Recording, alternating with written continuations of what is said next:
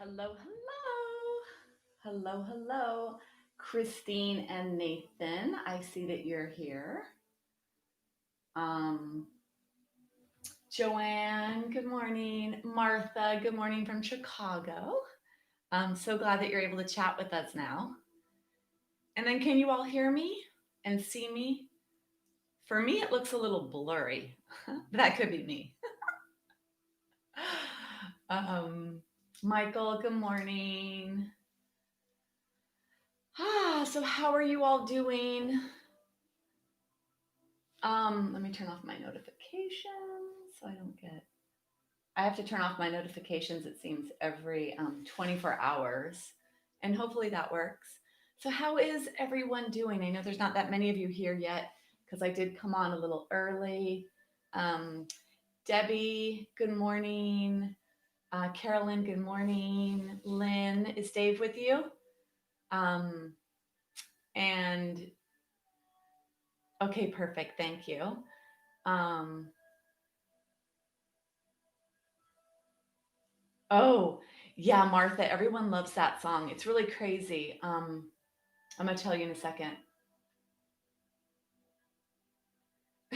So, Joanne, you said you can hear me and see me, but it's getting a little tougher. Is that the natural progression of what happens with us and our facilities, or what is it?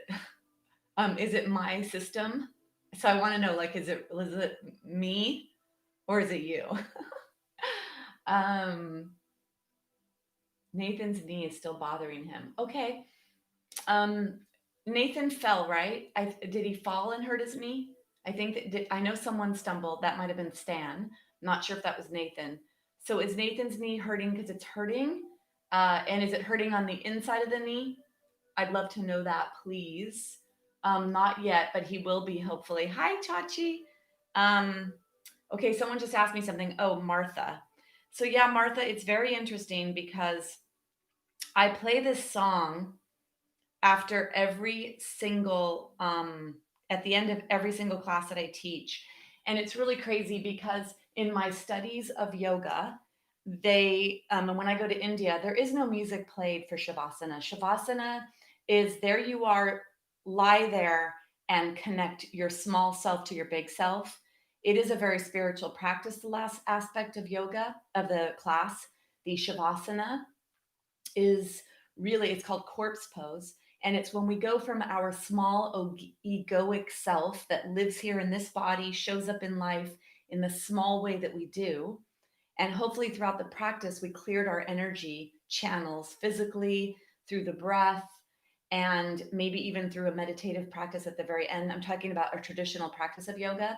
And then that Shavasana pose would be that surrender, that connection of you to something greater than you.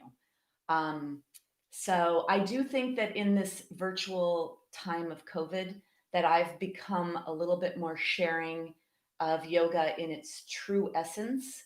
Um, in my classes I teach, and because I teach for a hospital, and because I'm in the West and I'm teaching to Westerners, which I know I am too, um, I really try to make sure that I spoon feed the information of the spiritual aspect of this practice, because I want everyone to be comfortable where they are with whatever it is we're getting.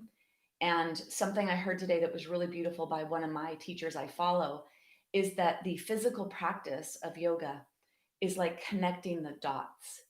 And so, you know, those sheets of connecting the dots where you connect the dots and then at the end you have an apple or a dinosaur or a fire truck or something. That is what this physical asana practice is. It's for us to start to connect our dots. For some of us, just connecting physically, being here, there's something that happens. For some of us, we're a little farther along and ready for more. We're ready for that spiritual aspect of yoga, and we get it, and for some they don't. And then for some people, they feel like the more woo woo this becomes, the more pushback there is. So I want to try to feed and share this information to all, for all of you, to get it at whatever level it resonates with you. So I hope that I'm that's one thing I'm really trying to do, is refine my articulation of the vast deep wisdom and knowledge that exists in the practice of yoga, and to be able to articulate it and share it in an acceptable form and manner so that it doesn't seem like, well, wait a minute, that sounds, too woo woo. And the main teacher that I study with is a doctor. He's brilliant. And it's funny, he does actually have a lot of Western blood. His grandmother on his dad's side is Irish, and his mother is actually 100% American. So, in terms of Indian blood, they're really, in terms of the red stuff that's in us, but in terms of heritage, his dad was a Swami and a very big, powerful guy in South India. So, anyway, today he was talking about the connection of the dots that this physical practice brings us. And what I'd like to say is for many of us, something starts to shift. We start to feel better. For most of us, we feel better. And we can't always articulate why or what is that. And I'd like to say that the physical practice is great for the physical body, for the joints, for the muscles, for the ligaments, for the tendons, and for all of that. And then we start to go into the deeper you, the mental you, the energetic you, the spiritual you. And so all that is happening too. For some of you, you want to go deeper and discover that. And then for others, you're okay to just, be here with the joints and the muscles and the tendons and release that stored muscular tension. So I know that that's a lot. In some ways, the fact that I can't see you makes me a little more free to share that because I can't see the faces or the reactions that maybe make me think, oh, wait a minute, maybe I'm like saying too much.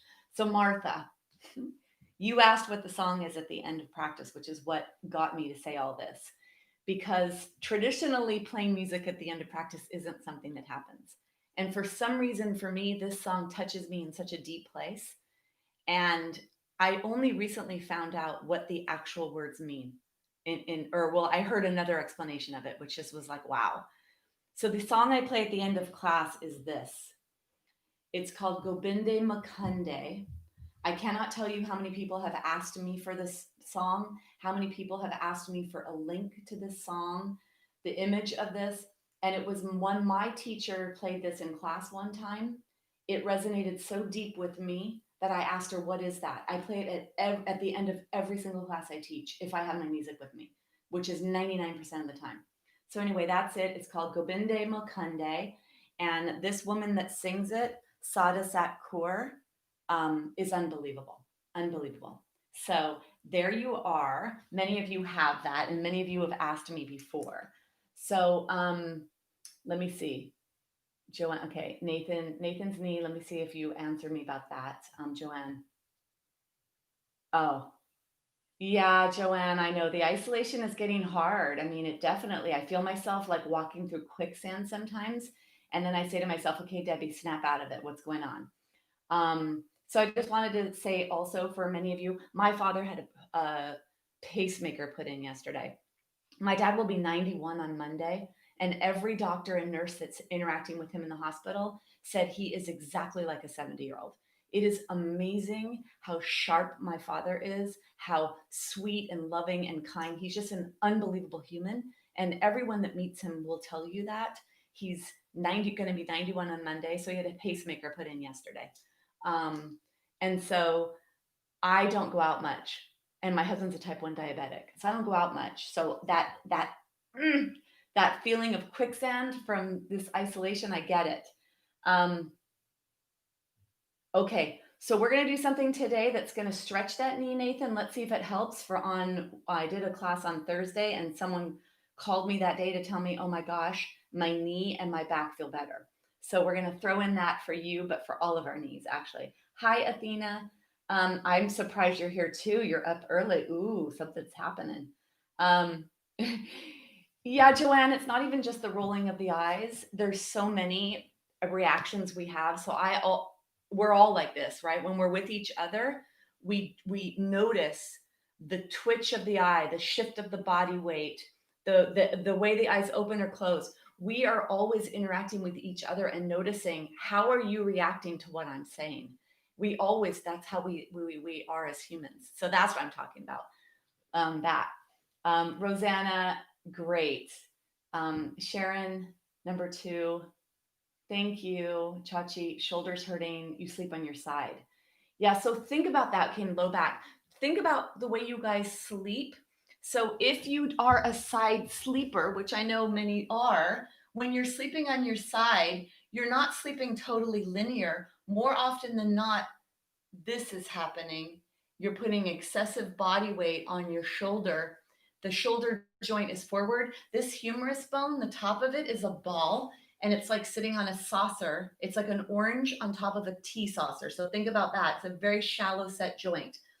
It's the most mobile and the most prone to injury.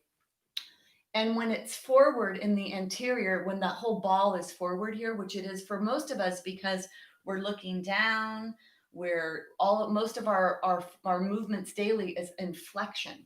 So when this ball, when your oranges are forward in your socket, that's where a lot of the issues come in shoulders.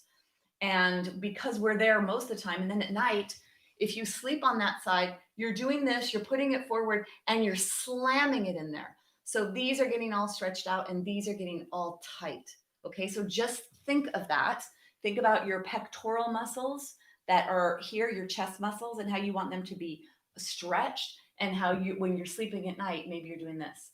So at night, try to put a pillow underneath your knees. See if that helps you sit on your back, and even stuff around your body sometimes can be helpful. And I learned in India that 80% of the blood flow goes to the kidneys at night for detoxification, 80%. And when you are supine on your back, gravity will actually allow the fluids to go there, both sides. So just something to think about. I've had to rearrange my body position at night because of my hip issues. And so it doesn't just happen overnight. It's a raised awareness, an intelligence that comes in, a knowing, and then it's a shift that occurs. Okay. And it's okay. It's not that you can't go back and forth, because we all do. So it's not that you have to sleep on one side. And by the way, there's conflicting information about which side to sleep on. I've seen the back is the best sleeping position, and I've also seen that the side is. I'm just going to say that those are two pieces to think of. If you're on your side, you're collapsing your shoulder forward. And for many that with shoulder issues, that's not a good thing. Maybe try the other side, or try to get onto your tummy or your back. And then if you are on your back at night, 80% of your blood flow will go to your kidneys for detoxification and to help process the daily cortisol. All right. Woo! I need a break from talking. All right. Oh, shoot. I don't even know if George is here. But George, let me just throw out a joke, because George is our resident joke guy, and he comes every time. So let me just have one joke today. Did you hear that the American flag is a large employer in Arizona? Yes, that is where you'll find flag staff. So those in my second class, we are accustomed to George and his jokes every weekend, which is lovely, and we love it. Okay, so with that discussion today about the chest and about the pectoral muscles tightening, and of your oranges that are on your saucers, your orange, like think of a big orange on top of a tea saucer. They're forward. We're going to try to bring them back. We're going to open up. And you can even see in my body that if I come into this position, my body is collapsed down, almost like a sinkhole.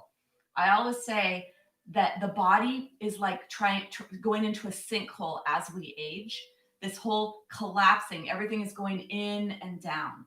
So we're going to think about, if you notice when I take my oranges, even when I put my oranges back in the socket, it lifts and opens up the chest here, opens up the front vertebra here, which gives more space for oxygen to flow, for energy to come in the body. Oxygen is used in the body to create energy. Each cell, the mitochondria, the powerhouse, the energy production, brings oxygen in to make your ATP, which is your energy source. So let's bring in more oxygen.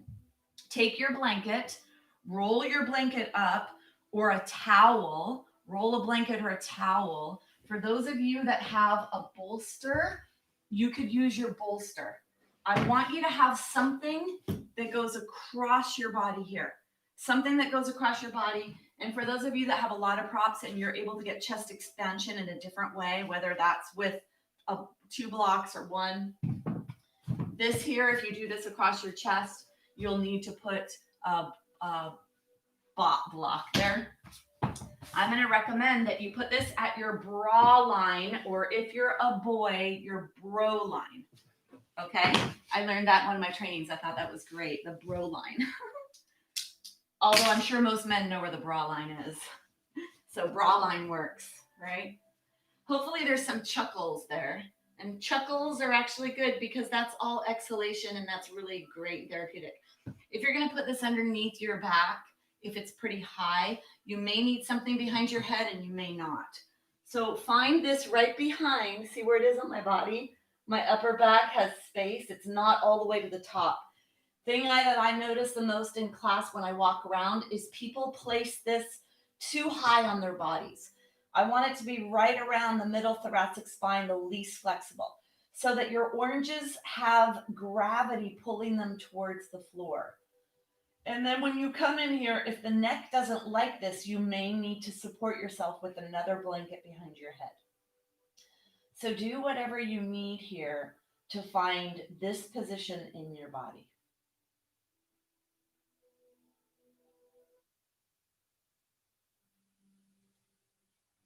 So yoga for stress reduction, I can't remember what I've called this class.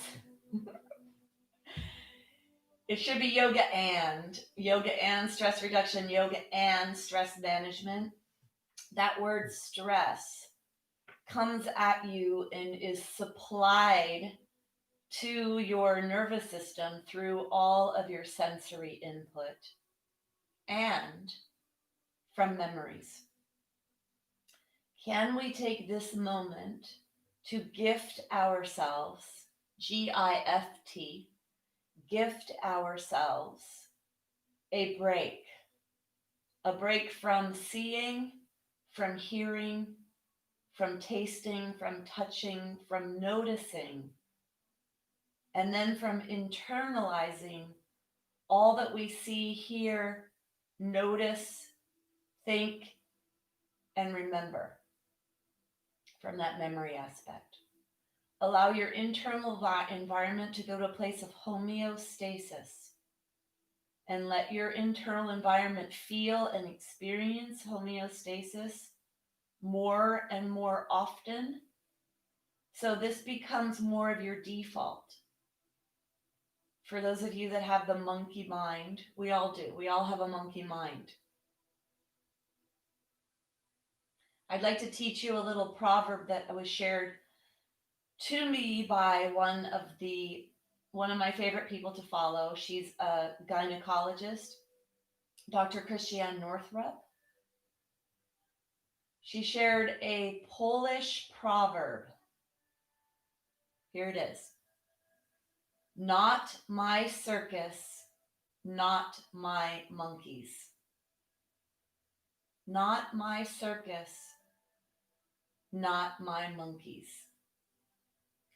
I'd like you to let go of the ownership of stuff that we don't have control over, of the circus of life that's playing out there.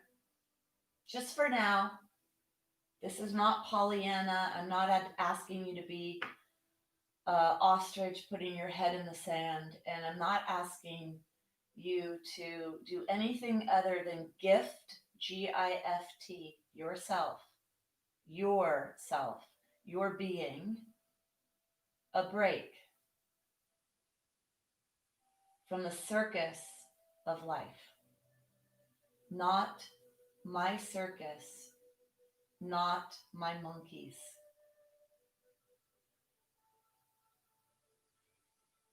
Let that be what is in your body and mind right now. Allow the weight of your body to fall towards the floor, the props. And we're going to bring our awareness to our breath. All focus is on your breath. Bring your awareness to your nostrils and start to notice all that you can, directing all the senses to the nostrils, right around the perimeter of the nostrils. And start to notice the coolness of the breath, the coolness of the air as it comes from the outside to the inside.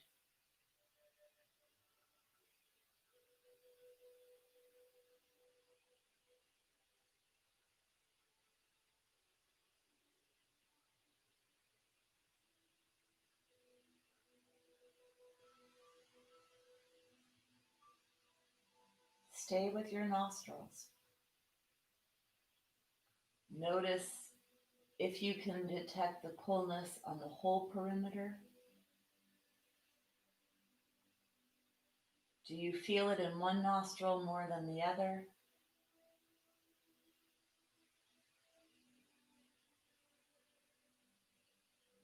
You begin to flare your nostrils, take in even more breath, create more surface area, more perimeter space as you stretch your nostrils when you flare them. And feel that cool air coming in as you create more space to feel that coolness of the air.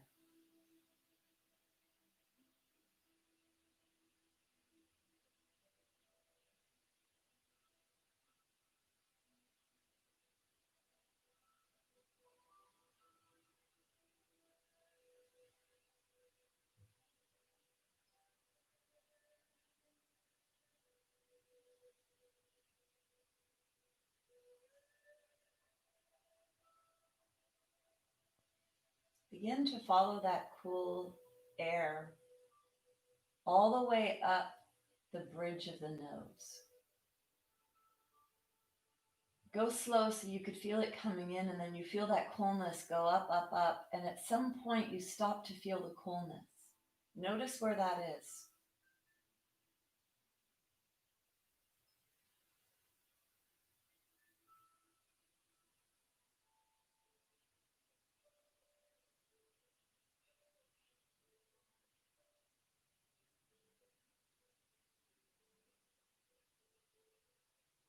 There's a miraculous aspect of our nostrils. There's an apparatus shaped like a conch shell, starting from a bigger spiral to a small spiral, that brings the air in the nostrils and starts to warm it up to body temperature as it brings the breath in the nostrils to the body. Keeping the mouth closed, breathing in only through the nose. And then begin to follow your next breath into the chest. And notice that.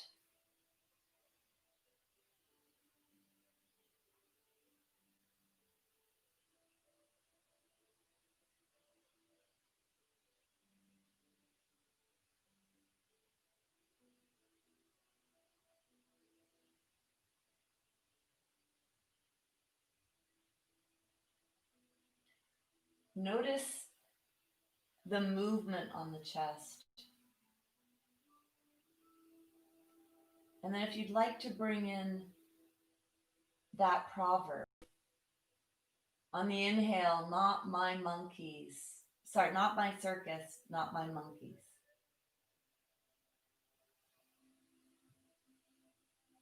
And on the exhale, the relaxation, the release, the surrender, and the peace that comes with knowing that it's not yours. And surrendering on the exhale all the pressure, all the tension. Even if it's just for now, even if it's just for this minute, let that be what happens to you. Not my circus, not my monkeys. On the exhale, you surrender and release all the tension that comes from playing the game of life,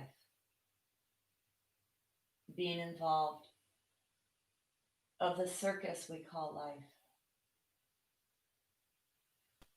Not my circus, not my monkeys.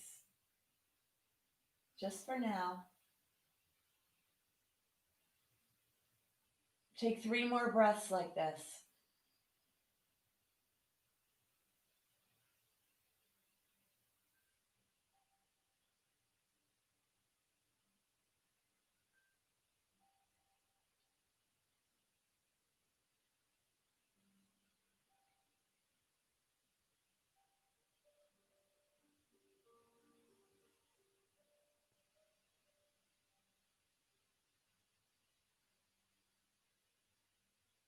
Take 1 more breath.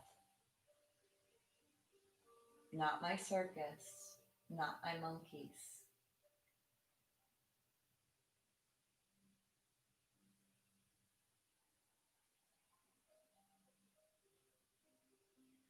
Bringing your awareness to your fingers, to your toes, to your ankles, to your wrists. Reach your hands overhead if you're able to. Reach your feet away from you if you're able to. Whatever you're able to do right now with whatever position you're in, do it. Stretch your body gloves, stretch your tissue, feel stuff moving. Reach your hands overhead on the inhalation, bring them down alongside your body on the exhale. Keep your elbows bent. So it's like you're making snow angels, yet your arms are not on the floor. And having a prop behind your back like this, you might feel some stuff moving or some stuff stretching, and the props allow us to do a little deeper stretch or go into nooks and crannies we may not otherwise have access to. Bringing your awareness to your knees, bending your knees, and then roll yourself onto your right side. Notice sounds your body makes as it releases tension. Just notice what you notice. You're going to bring your hand onto the floor and you're going to lead with your shoulder, not your head. Please don't lift your head up and start to use your back. Use your hand, use your chest, use your shoulder joint.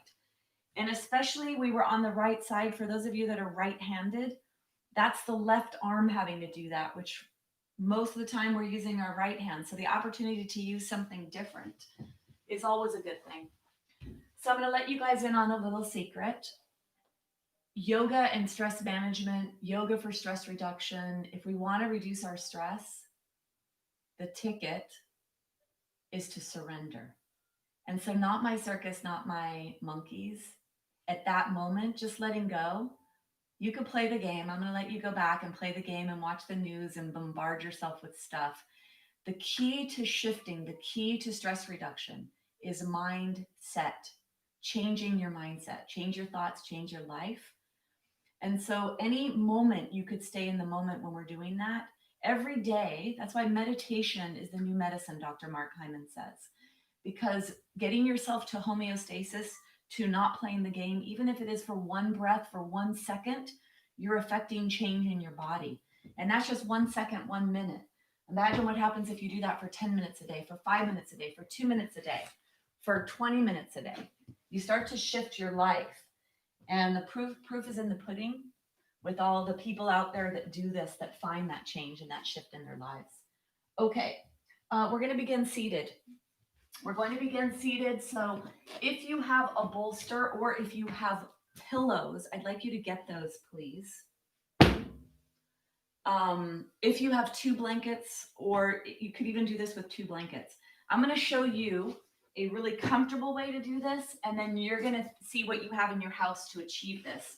This is a traditional yoga bolster. It doesn't have to be a traditional yoga bolster. It can be pillows. When I meditate every morning, I wake up, the first thing I do is meditate. I haven't even put my bolsters in the room that I meditate in. And I actually have 12 bolsters here at my house. And I have about 6 meditation cushions. I have plenty of props for all of that. In the room that I'm in for now, I've just put pillows. And I sit on top of 3 pillows to elevate my hips above my knees. So put something in front of your legs because it'll help the ankle joints when we bend the knees. Put something in front of your legs. And then I want you to sit propped up. And the tighter you are, the more support you need. The more support you need from your props. And then bring, like loosen up on that negativity around how tight you are. Just letting go of whatever the thoughts are around your body, the way it works, the way it doesn't work. Sitting in Sukhasana, crisscross legs.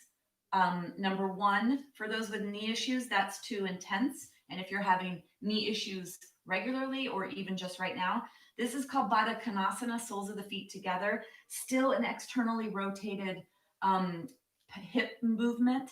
So when the knees are out to the side like this in Sukhasana, or the soles of the feet are like this and the knees are out to the side, this externally rotates the hip joint. It puts the top of the femur bone deeper into the socket and in a external position, For a lot of us, there's this internal rotation that sits in our hip joints, and the anterior portion of the hip capsule is where the force throughout the day comes into the hips and then also translates down to the knees.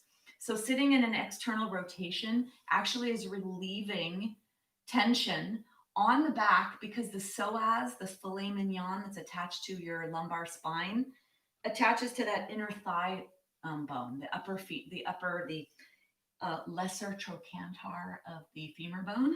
So it's in here. So when you have your legs out, you're stretching that lower tendinous part of your psoas. If this is not comfortable, come with straight legs. Okay. So ideally, Sukhasana, if that's available, and then Baddha Konasana if you need. Reach back and grab the flesh of your buttock. So take a hunk of flesh. Feel your fingers picking your flesh up. It's glutes and potential stored energy. So it's not all stored energy. So let go of that. It's the largest muscle in the body. Tell yourself that. Yeah, I got big muscles here, right? Because I don't want you to like trigger anything there for yourself. Coming into Sukhasana position with an upright spine. Let's move the spine in the 6 ranges of motion. Flexion and extension first. I showed you flexion. So flexion is that rounding that's in our backs, in our body. And then extension is that nice lengthened thoracic spine. The other two, the neck and the lumbar, are actually live in extension. So adding extension into the thoracic. And where this movement begins, the rudder of this, what moves it is that sacrum that's embedded in your pelvis. So I'd like you to make sure your pelvis is tilting here. Where the sacrum goes, the rest of the spine will follow.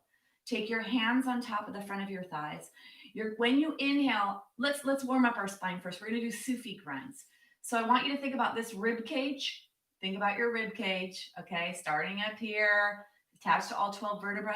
You're going to inhale, bring it forward. And when you bring your rib cage forward, the bottom section of your rib cage is forward of the top ridge of your pelvis. And then you're going to push yourself over. Your entire rib cage is going to shift over to the side, any side you want. Then when you come back, I want you to contract your core. So I know I spoke about oranges today in the shoulders.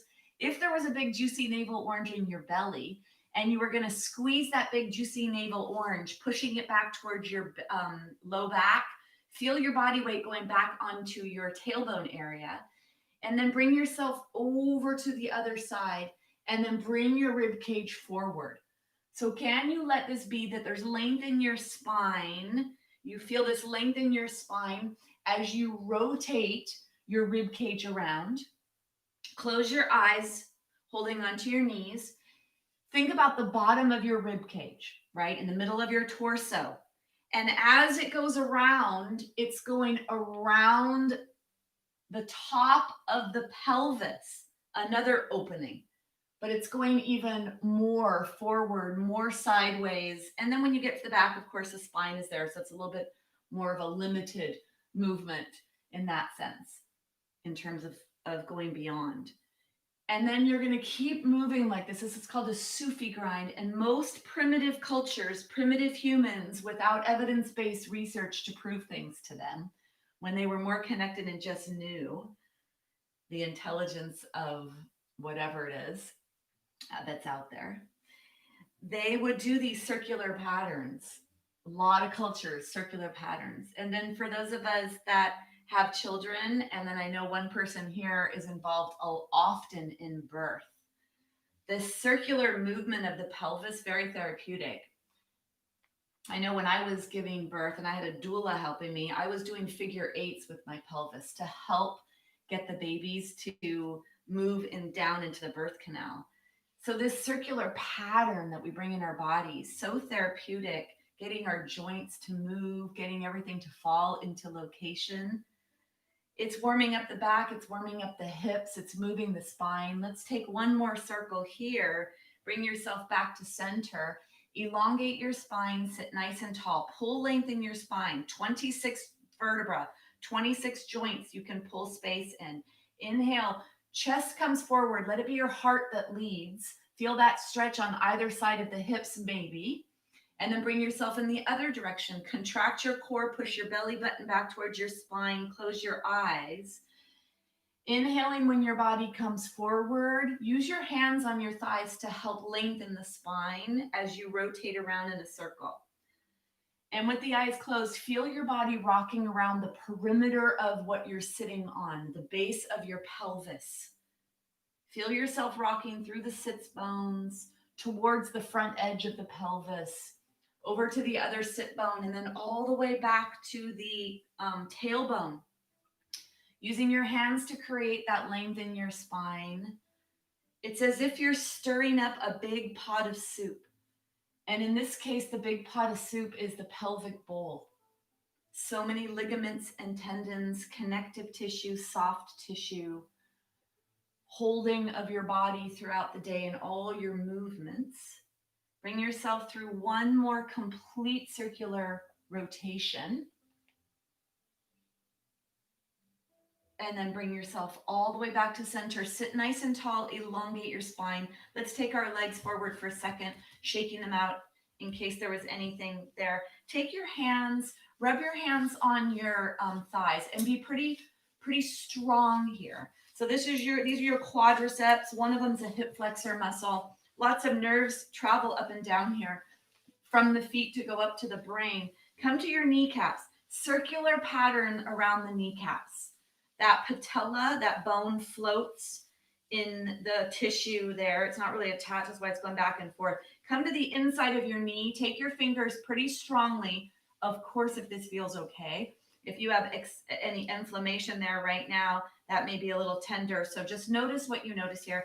Coming to the outside of the knees. Take yourself maybe into fists for wrists and use your knuckles to actually create this a little myofascial work. And the stronger you push on your muscles, the more you hydrate that tissue. Come down to your calves. Maybe you need to bend your knees because you're tight. Notice that. Come down to your shins in the front. Use your thumbs, use your fingers. Come to the back of your hands. Okay, and use your fingers in there. This is going to bring blood flow. Come to your ankle joint, circular patterns. There's actually a self-massage technique in yoga, in Ayurveda actually, called Abhyanga. And when you do a self-oil massage to oleate your body, which is very good for those of us that are aging, because we're in a stage that is dry and cool, and we want to bring wet in. And when you come to joints, so when you come to ankles, you would go around in circles. When you come to the knees, it's a circular pattern. And then bring yourself up to your hip joint. By the way, the hip joint's here in the front, not here at the sides. Yeah, that's the side and the posterior, but this is where a lot of the stuff comes from. Then I want you to bring your feet back. We're going to cross our legs. So take your legs to begin the crisscross position, but switch. Take the other leg in and come into this. We're going to move through the 6 ranges of motion. That was the warming up there. And maybe even notice that you feel a little something in your legs from all of that. That's going to bring blood flow to the areas that you pressed, and it's going to bring hydration to the tissue. When we compress fascia, they just recently found this out in the last 5 years. When we compress our muscles, the fascia, it actually attracts water, moisture. So it's hydrating to the tissue. Let's come forward, bringing your chest forward like you're a buck in the forest. Okay, girls, we could play the male role. We all have a masculine and feminine energy that exists in us. Like you're a proud buck getting ready to chest butt another buck. So it really is leading from the area of the heart. Inhale forward, open your throat, look across the room, maybe 3/4 of the way up the wall. As you exhale, contract your core. So squeeze a big juicy navel orange in your body. Start to let your low ribs and your pubis bone come up towards the middle. Press the belly button back.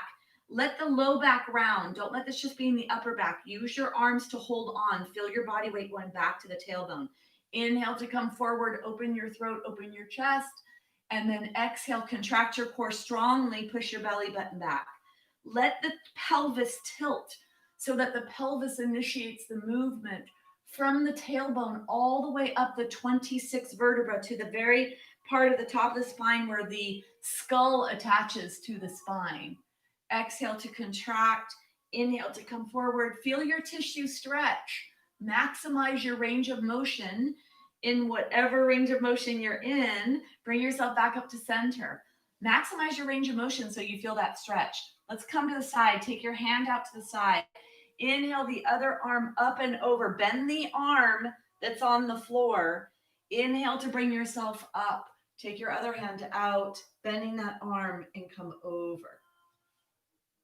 Inhale up, exhale over. Let breath be a part of this. Feel what you feel stretching. For those of you with upper back and neck and shoulder issues, if raising the elbow up doesn't feel good, bend your arms, put your arm on here, and just let it be just the body. If this is a spinal movement, we're bending the spine. The arm just adds to the movement. You can do this without even using the arm for those of you with issues in your shoulders. And then if you're free to reach, let that hand reach up, up, up, lengthening that side of your body. So for low back issues, this is a great way to stretch low back muscles. The muscles that attach onto the lower ribs and then to the top of the pelvis. You're lengthening those muscles. One more each side. It's lateral flexion. I would say it's one of the more yummy poses in yoga, or yummy movement patterns that most people will say, oh, that feels great. Coming back to center, we did flexion and extension. We did lateral flexion. Now we're going to come into rotation. So take your hand on your knee, whichever one you're going to do. Take your hand on the bolster behind you. Get tall so you won't lengthen your spine before you rotate. Contract your core, push your belly button back towards your spine. It is the rib cage we're going to rotate to the sides. So bring your awareness to the lower ribs. Make sure you're rotating towards the side that you're holding onto the knee. Bring your awareness to your low ribs. Take an inhale, get tall. And on your exhale, low ribs move to the side. Then the middle ribs move. Push your heart forward. Then the upper ribs move. Slide your shoulder blades towards each other and lower your shoulders. Pull them down from your ears. Make sure your chin is parallel to the floor. Look forward for 1 second. So look towards the screen, but stay in your rotation in your trunk. The cervical spine doesn't have a lot to do with this. This is mostly thoracic. So notice that you're still in that rotation in your rib cage, even though you took your head forward. Now go ahead, take your head back and look a little farther. Deepen that rotational aspect of the neck. Take one more breath. Root down through the pelvis. Feel the pelvis rooting into whatever you're sitting on. Feel that length coming into your spine. And then bring yourself all the way back to center. Do what's appropriate to you. This is strengthening your spine. So it's really good for osteoporosis to do seated, to do twists in general. We are putting a lot of tensile pressure, pulling on the vertebra here, strengthening your vertebra for those of you that have osteoporosis or osteopenia. You're going to come into the other side. So take your hand onto your knee, relax your legs, sit heavy in your pelvis. From that heavy seat, lengthen your spine. Put the hand on the bolster behind you. Contract your core to support that lumbar spine. Take an inhale, axial extension, lengthen your spine. And on the exhale, low ribs go to the side, middle ribs go to the side, and finally the upper ribs go to the side. When you're in your full rotation, lower your shoulders away from your ears. Slide your shoulder blades back towards each other. We're not going to bring the head forward. That was just to show you on the other side. You can add as much rotation to the neck here as you'd like. Make most of this rotation be in the rib cage. Push your heart forward. Breathe down to your belly.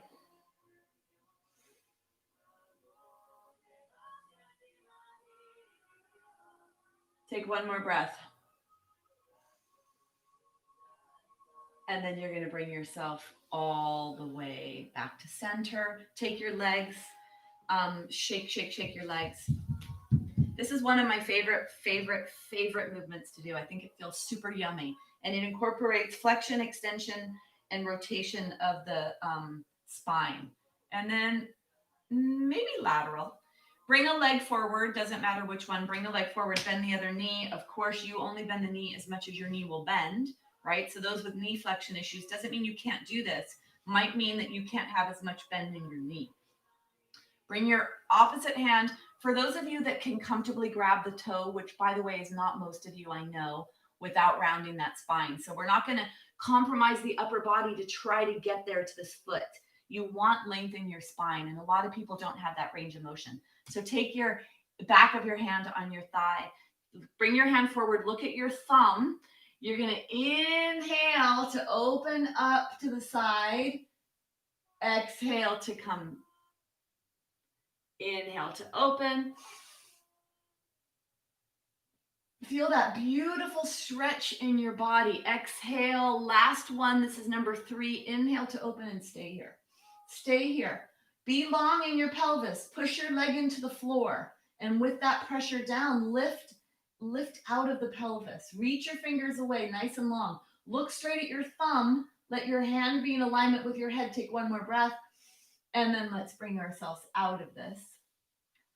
One thing I'd like to note, switch legs, is this, that maybe during the practice, you feel that tension wherever you feel it. So for those of you with low back issues, tightness in your low back, you may feel stuff happening there. Know where your edge is. Know when you're going into a place of pain and, oh no, this isn't good, to a place of, oh wow, I'm in that area. I'm stretching. Okay, it feels okay. Because what usually happens is all this work that we're doing here, although the awareness goes to the area you have the issue, you need to make sure you're safe in that place you have the issue. What happens is after you get up off this mat, you're like, wow, I feel amazing. My low back doesn't hurt anymore. My knee doesn't hurt anymore. So that potential exists, but also you can go too deep in things. And if you do it, that's why you have to be your own intelligence. Even though I'm guiding and my voice is the one you hear, the true intelligent voice in the room where you are is inside your own body. So be in there with your intelligence. Bring your hand either to grab the feet if you have that range of motion in your leg, or on the inside of the leg. Taking your thumb, inhale. Lengthen your spine. Exhale. Inhale. Exhale. And then one more. Inhale. Stay here. Stay here. Reach your arm long. Use that hand on your leg to help get that rotation in your spine. Feel your pelvis heavy in the seat, and then reach out of that with length. Take one more breath. And then go ahead and bring yourself all the way out. That's one of my favorites. Okay, I'm going to move to the side for this, just a little bit off to the side. I just don't like to do this. You'll see. So we're going to come into a really spread leg presentation. So I want you to take your legs really, really wide. It's better to have your feet on your mat. So if you can, I'm just obviously not going to have my legs straight at the camera. So have your legs in as wide of a stretch as you can. And then you're going to bring yourself forward with a flat back. So your back, imagine that your spine is like a broomstick and there's no bend in it here. And for many of you, even just sitting like this is enough. This happens to be, when I put people in this position, in a class, I'm going to tell you that many, this is enough for them. And actually this is almost too much. These are your adductors, and Nathan, these muscles attach. It's called the pes anserinus. It was a physical therapist that taught us this in our training. Right here is where the adductor muscles, the inner thigh muscles, attach right here into the inner knee joint.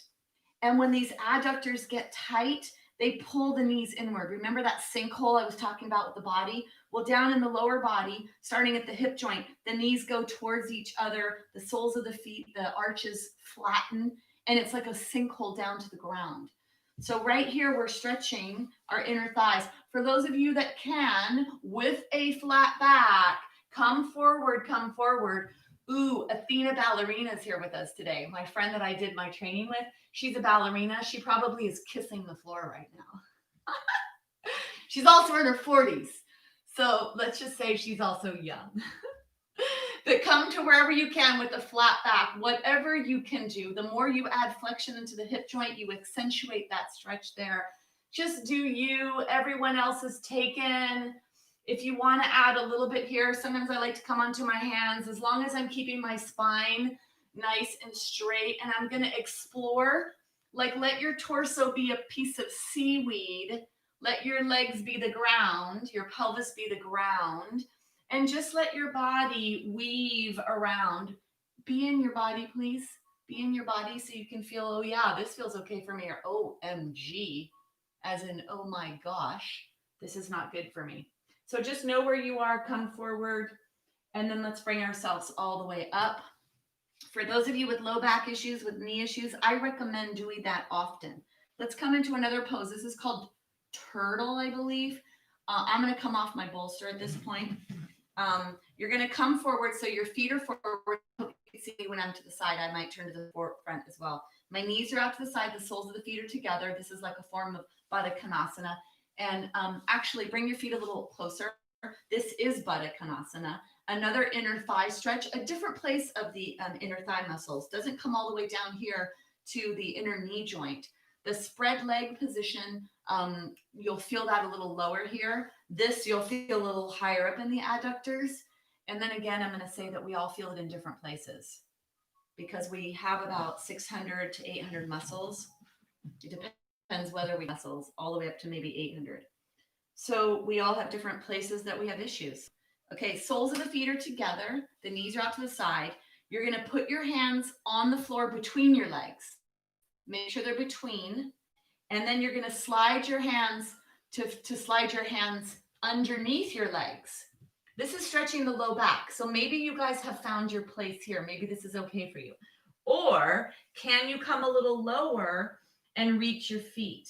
And then Sharon, number 2, I know that you said you had low back issues, and I don't know what your range of motion is because I've never seen you in motion. I've never seen you, period. Well, wait a minute. I've never seen your physical you. I've seen you many times. So depending on how much flexibility you have, coming forward, let your heart be reaching forward. Let your spine be lengthening out of your pelvis. And then you come forward, come forward. This is lengthening. I want you to think about the muscles of the low back. The low back comes into a flexion position. Push the belly button up towards the low spine. And you're going to stretch the muscles in that lumbar spine, stretching top part of the psoas. And then that quadratus lumborum, the pillar of muscles, 4 muscles on either side of the spine that help to support spinal health. Take one more breath and then bring yourself up.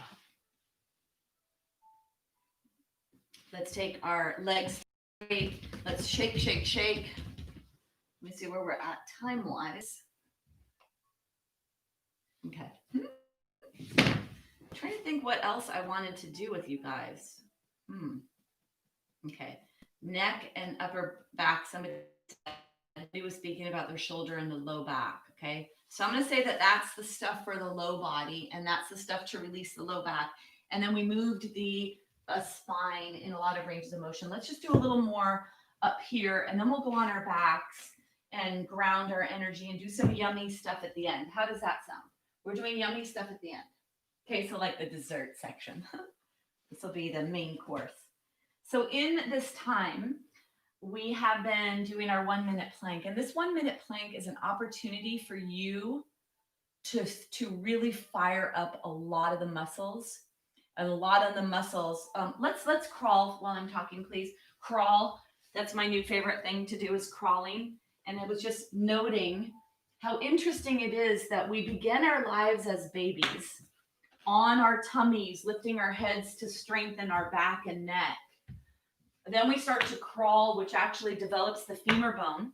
The femur bone in the quadriplegic or paraplegic actually doesn't have a bend in the neck of the femur. It's a straight up and down bone. But for those of us that eventually get up and start weight bearing, that neck of the femur angles into the hips. It's really interesting. And here we go again. We're kind of like now going back to where we began establishing functional patterns in our bodies. So I think crawling is amazing. And then the doctor that I'm studying with in India said that almost every single joint is realigned during crawling. And then what's happening now, because you've been here for a while, is the wrists are going to start talking to you. Come on to fists for wrists. Fists for wrists. And maybe you just go back and forward. Or maybe you make it mostly about your knees making the connection, and you really are being light-footed, but really light-handed. And then go ahead and bring yourself back. So one thing to note that's really important, if you can't do everything I'm doing, that's okay. Do what you can. Not everybody can do all of these things. And, I saw over 100 people a week in person in the pre-pandemic era. And not everybody can do all of these. And some of the things I'm doing today are really challenging. The turtle pose, challenging for most. Spread leg in comfort, challenging for most. Weight bearing on your wrist, challenging for many. Okay. So let's, can you come to sit like this on the feet? I know my knee flexion people can't. So if you have knee flexion issues, can you come up here like this? And then if you are able to bend your knees slowly, can you come like this? Or even take a block and put a block in between your tushy and your heels to stretch your feet.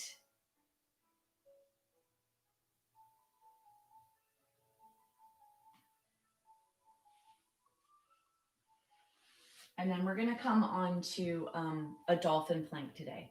So I'm gonna recommend a dolphin plank today. So you're gonna hold your block like this if you have one. When you come into dolphin, make sure your elbows are here and not here. The elbows are in alignment with, this is a shoulder, like shoulder girdle alignment. Bring your hands forward, take your knees back on your blanket, and then you're going to, oh wait, I didn't put my timer on. So let me put my timer on here. So don't come down yet. All right, go ahead. Lift your knees up if you're going to lift your knees up. Make sure your feet are about hip distance, so don't have them be any wider, and walk your elbows closer, and then reach out the crown of your head, the very center part of your head. Imagine that the puppeteer is drawing that up away from you, and then push out your heels, the very center of your heels. And now push your toes into the floor like crazy. And you'll feel that activating all the way up the legs to the lower core area. Dig the feet into the floor. Reach out the crown of your head. For those of you that are wanting a little more, come into a three-legged dolphin plank. Lift one foot off the floor, really strengthening that opposite leg. And then let's do the other side. You don't have to do this. This is just something else, a little suggestion. Bringing your feet down. Really reach out the crown of the head. Push your arms into the floor. Push your feet into the floor. And then come all the way down. Woo! So for those of you that don't really do dolphin plank very often, it's a little more challenging than plank, right? Coming here, I'm gonna throw this in because I spoke about being babies and being on our tummies and lifting our backs. And so some of you here have neck and upper back issues. Let's bring a little strengthening into that area so that your back can be what holds you up throughout the day, and that we can bring more strength to this area of what's holding your head up all day. So you're going to dig your elbows in and lengthen your spine before you come all the way down onto the floor. You're going to fold your arms at the side, rest your forehead on the back of the hands, and then wiggle your pelvis back and forth side to side like it's a Jell-O mold that you touch and it still moves when you finish touching it. So you want to create enough momentum that you get that reverberation in your body so your bones will settle in the tissue. So make this a passive, you wiggle yourself past, like you wiggle and then you let go so everything can kind of settle in space. As if your bones were encased in Jell-O. Pick up your leg, rotate your leg in the socket so the inner thigh rolls up towards the sky. So when you put your leg down, all the toes touch the floor. Lift the other leg up. You're rolling the leg in the socket so the outer edge rolls down to the ground. The inner thigh rolls up towards the sky. That's internal rotation in the hip joint. On the inhalation, you're going to inhale, rise with the upper back. Right where the upper back, where the neck attaches to your head, to your back, right there. Let that be what lifts up. Exhale to lower. Inhale, rise. Exhale, lower.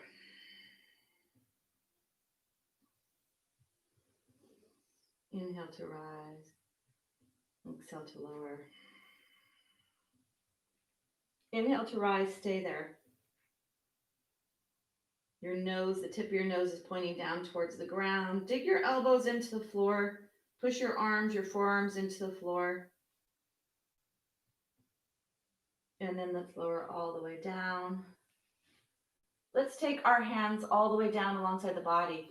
So we did the dolphin plank, which is the anterior chain. We're going to do locust pose. Here you can let the glutes contract as well. The whole posterior chain is a part of this. The legs, the glutes, the upper back, everything. So let your forehead touch the floor. Your palms are up towards the sky. The thumbs are touching your body. Your feet are only 4 inches apart.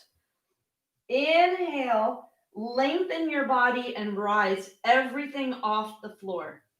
So let your nose be pointing either down, straight down to the ground, or about 4 inches in front of you, but don't let the back neck come into that crunchy position. Let the back neck be long. Reach out your head, reach out your feet, lift away from the floor as high as you can comfortably. If you want to come into a little deeper work, you could bring your arms out to the side like airplane. Let your palms face down towards the ground. You can let the elbows be straight or bent. As you breathe in, feel your belly fill up with air. Feel your body getting a little higher.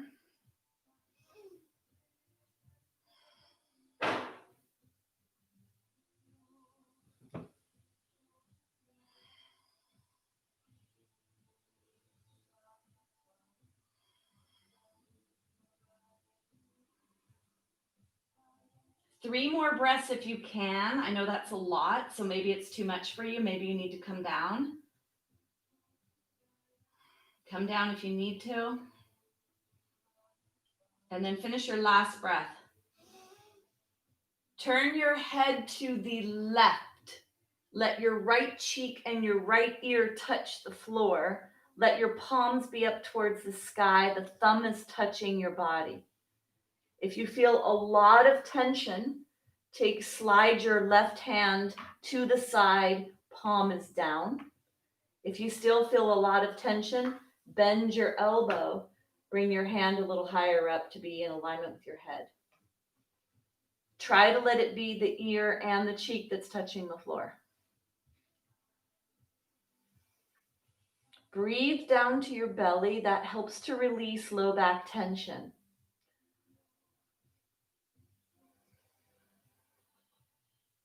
Let the breath be what helps to bring in that relaxation to that lumbar spine, adding a little flexion.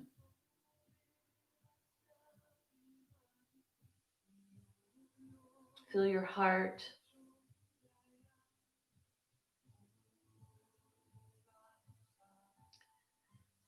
Tucking your chin down towards your chest, you're going to gently turn your head to the right. Let the left ear and the left cheek come to touch the floor. Noticing if you feel excessive tension in your neck area, you could slide your right hand out to the side, palm is down on the floor, arm is straight off of your armpit area. And then if you need, you can bend the elbow.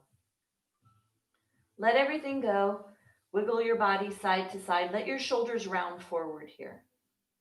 This is the opportunity to allow that relaxation of flexion in the shoulder area when your body is in this prone position.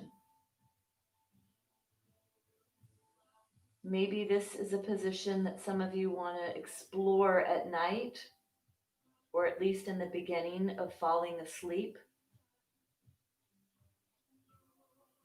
Sometimes when you have a really active mind, this can be a way to calm the mind. Breathe down to your belly.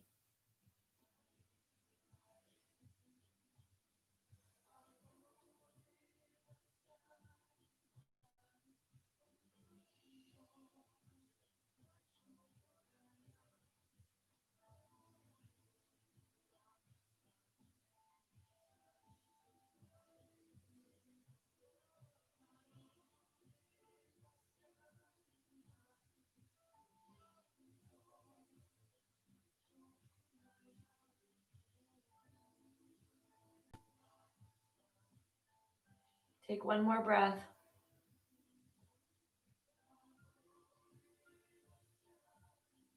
Bring your head to look back over to the left. Take your right hand up and then roll onto your right side. So because we're not able to be in person and I can't get immediate questions, sometimes people that have tightness in one side want to know why. And my explanation or my understanding is that we usually, if we have a dominant eye, a dominant side of our body we use, so we kind of live in this one area of our body. So for a lot of people looking towards the left, putting their right cheek on the floor, there's a lot of tension in the upper back and neck area, and you need to put your arm out to the side. Let's bring our left hand onto the floor. Remember, we're strengthening our left side, upper chest, and arm. Let it be the shoulder that leads, not the head. Let the head kind of be not hanging, but just not active. And it is something you can correct, because it used to be harder for me to put my head to the right, to the left, put my right cheek, and I used to have to put my arm out. I don't have to do that anymore with all the work that I'm doing on whatever I'm doing in my body, whatever my issues are that I'm trying to correct. Okay, we're going to come down onto the floor. Can you please have a block or a bolster? We're going to come into some yummy twists to end the practice. For those of you, if anyone's there, if Joy is watching us, I know she doesn't like to bring rotation into her trunk. I'll give you a little explanation for those that don't want to do this. Roll down all the way if you don't have osteoporosis. And if you have osteoporosis and you're not bringing flexion into your thoracic spine, just come to the side and reach your hand away. Come all the way down onto the floor. And let's come into Apanasana. So hold on to the knees. We were touching the knees earlier, so you could even give a little squeeze here. Holding on to the knees. You're going to gently bring the knees into the chest as we exhale. And as we inhale, we're going to let the knees go back away. Now, one thing that's important here, can you let your legs be dangly and heavy? Please let them be super dangly. So you didn't just bring them up with all the deep hip flexor muscles. You're letting those hip flexor muscles turn off. You're letting your psoas, which is attached to your lumbar spine, soften. And you're holding onto your legs with your hands. Inhale. As you exhale, draw the knees straight in. Try to feel the top thighs pressing into your low abdominal area, flattening the low back onto the floor. Inhale to straighten the arms. And then bring your knees in. For those of you that are going to do rotation, rotate to one side. It doesn't matter what side you rotate to. Rotate to the side. If you need to put a block between your knees or a bolster, you can. Let your arms go long and wide. The opposite arm to your knees are in one direction. Take your hand on top of your knees in that direction. The opposite arm, that shoulder blade is trying to move towards the floor. Maybe for some of you it is already all the way on the floor. For those of you that may need to find a deeper twist of some sort, if you'd like to try to find a deeper twist, you move your legs into a place that feels the appropriate place. Twisting, so many different areas to be opening and to experience. It's very individual. All of yoga is individual. So just experience what you're experiencing. Hopefully this feels yummy. Love ending with twists. Take one more breath here. And then we're going to find this in the other side. So can you move slowly with using one knee at a time to come up, and then the other knee, and then bring yourself to the other side, putting the block between your knees if you need or not, taking your opposite hand on top of that knee, reaching that arm away from you, trying to get that upper shoulder blade area towards the floor. Breathe down to your belly. Let your head rotate the opposite direction of the knees.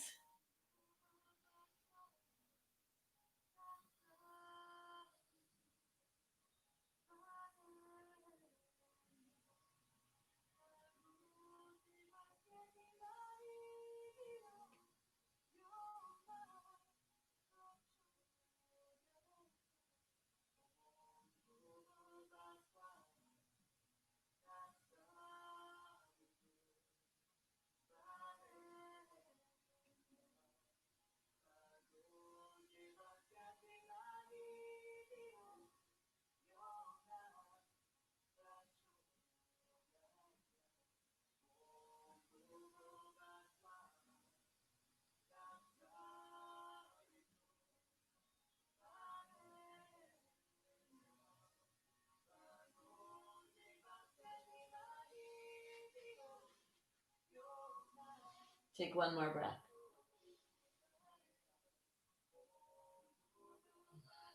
You're going to bring yourself back to center, bringing your knees into your chest. Take your knees around in a circle or side to side, just unwinding in one direction and then in the other. We're going to bring ourselves into our Shavasana. So we're going to come in to that position where you are going into the corpse pose, where the small you goes to the big you, where the not my circus, not my monkeys, let go, let go. So go into that place now, staying with the breath, noticing the breath. See if you could stay with your breath this whole time. And when you get distracted, bring yourself back to the breath.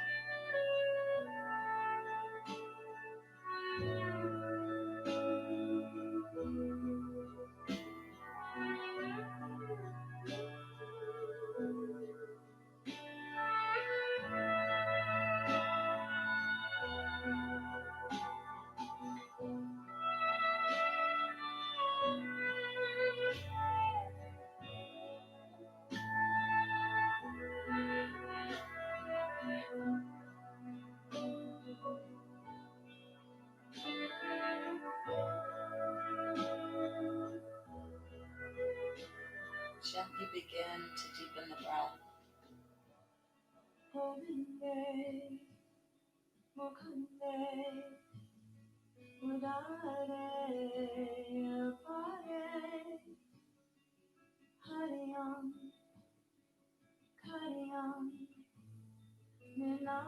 Start to wiggle your fingers, your toes, rolling your ankles and your wrists.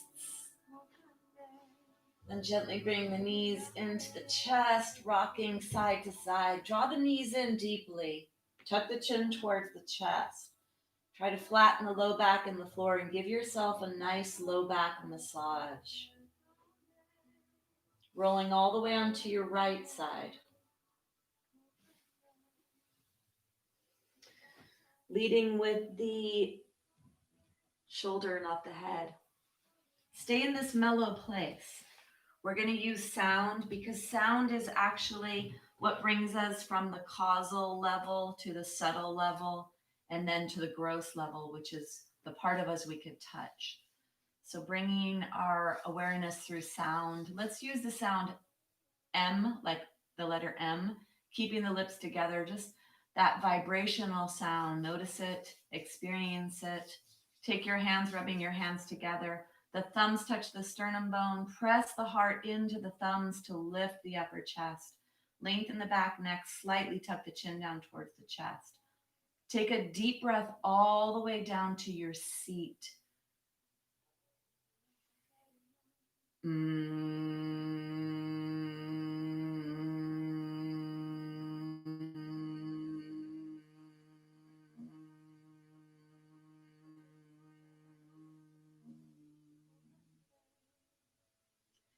At the end of our practice, in Los Angeles, in Chicago, in wherever anyone else is viewing from, we bow to each other. Crown of the head faces each other. We say the word namaste. Namaste. Namaste means that I bow to you. And it's a mutual respect that the divinity that exists in me, the light that exists in me, recognizes and honors that same divine light that lives in you. Namaste.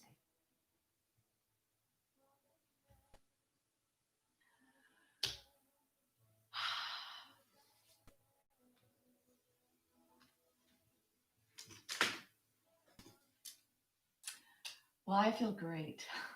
I hope you do too. You guys help me do what I do because of the chatting, because of the questions. This gives me to articulate, to express, to dig into my wisdom bank of all the studies that I do and this practice that I so believe in to heal and repair and restore us on all of our levels, our physical, our energetic, our mental, our inner knowing, that inner intelligence, and then spiritually. And I love to share this practice because I believe so strongly in it. And whatever you need, you get. So for you, this is just purely physical, great. And then for those of you that want more, great too. It's all great. So the mantra for this week, a mantra is something we repeat over and over. I used to say, I'm not Hindu. I'm not going to do a mantra. And then someone said, but we do it all the time. I'm not thin enough. I'm not pretty enough. I'm not young enough. Not my circus, not my monkeys. Isn't that a good one? Okay, let's see.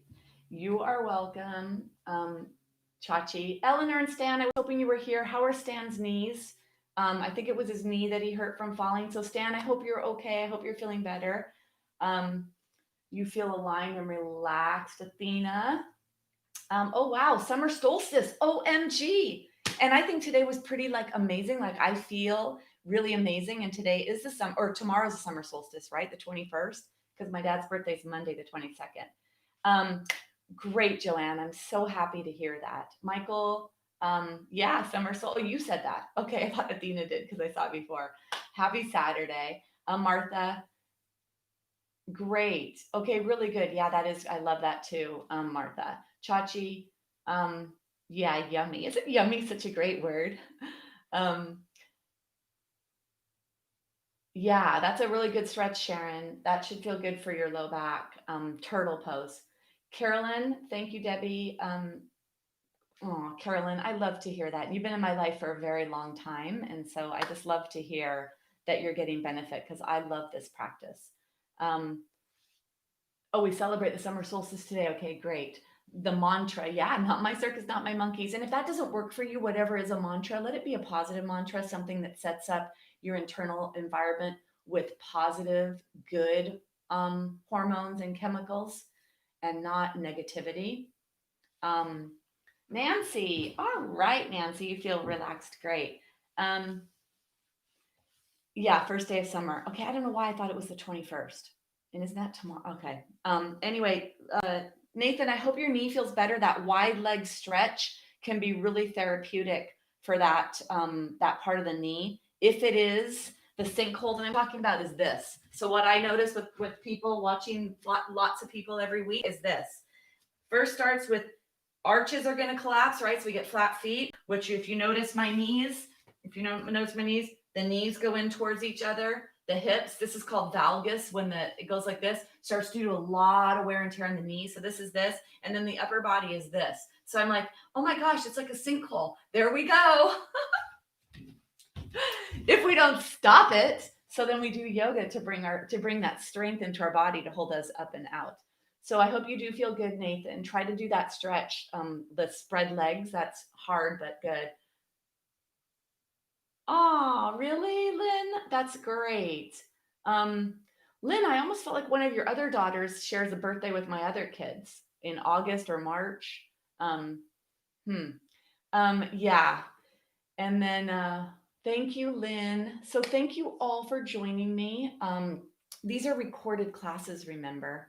And so if you want to do one, I'm going to start labeling my classes and being more descriptive on what they are. So I would say this is a great class for low back health. There's a low back aspect to this. Also, hopefully, that not my circus, not my monkeys. I'm going to write that on my description because that's a great quote from Dr. Northrup. And then I'm sure some of you ladies remember her because I think she was really in the 80s.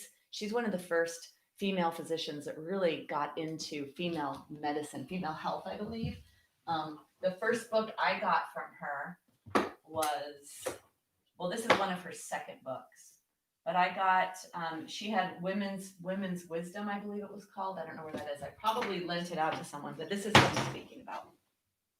So this is the menopause book. She also has one, Women's Wisdom. Anyway, just love her. I love to follow the physicians, and I love to follow physicians who are yogis, taking the best of like the West and the East and integrating that. All right, I am off for until Tuesday. Thank you for joining me. Yes, perfect, Nathan. Thank you for joining me. And Megan's in May. Okay. And I will see you all later. All right. Have a beautiful weekend. Happy summer solstice. Oh my gosh. Solstice. Oh, longest day of the year. Enjoy the longest day of the year. Go out and absorb the sun. Bye.